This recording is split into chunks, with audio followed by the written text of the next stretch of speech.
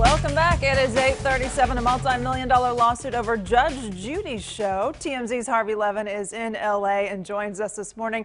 I feel like Judge Judy's been on forever. Why this lawsuit all of a sudden?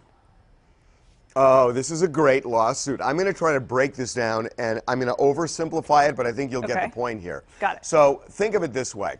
22 years ago, this agent guy meets Judge Judy before she has a show or anything, and he says, look, I think you could do a show. I'm going to put you in touch with somebody, and he does. Makes a deal that he gets 5% of the gross profits on the show, net profits on the show. So all these years later, according to the lawsuit, Judge Judy's show has grossed, get this, $1.7 billion. Whoa, cha-ching. Yes, $1.7 billion. She makes over $45 million a year now. Oh my gosh. Now, the agent is saying, as of 2010, they doubled her salary, and I stopped getting money. They said the show's in the red. And he's saying, how can the show be in the red if it's making this kind of money? So he's suing for millions of dollars for all of the 5% commissions that he says he's owed. Now, Judy fires back with this statement that is classic. She says, I have not heard from this guy in 20 years. He spent a grand total of 2 hours with me. That was it. He has made $17 million off of me. He hasn't sent me a card, he hasn't sent me a letter, he hasn't sent me a flower, he hasn't sent me a congratulations. And the best part of it is, we looked at the lawsuit, and you know, her whole point is, he's so disconnected from me, I've had nothing to do with the guy.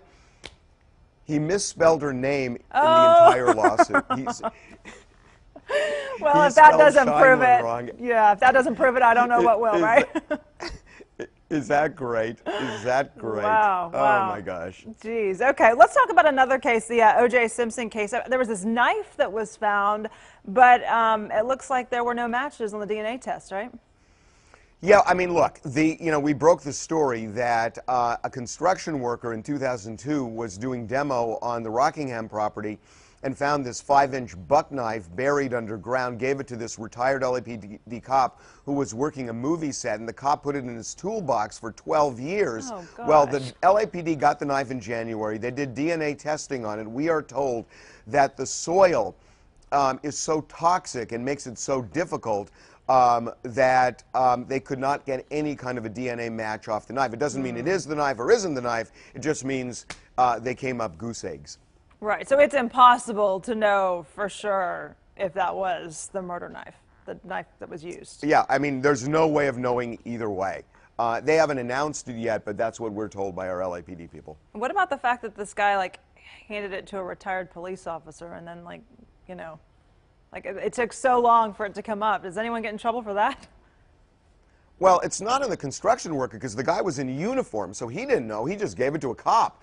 The weird thing is the cop is thinking, well, the case is over. I'll just take it home, put it in the toolbox. And that's the weird. It is as weird as you're thinking, Lauren. That sounds a little odd. Thank you so much, Harvey.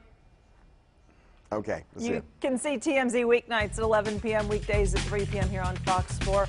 We also have a link to the show's website on our website, fox4news.com. It is 8:41.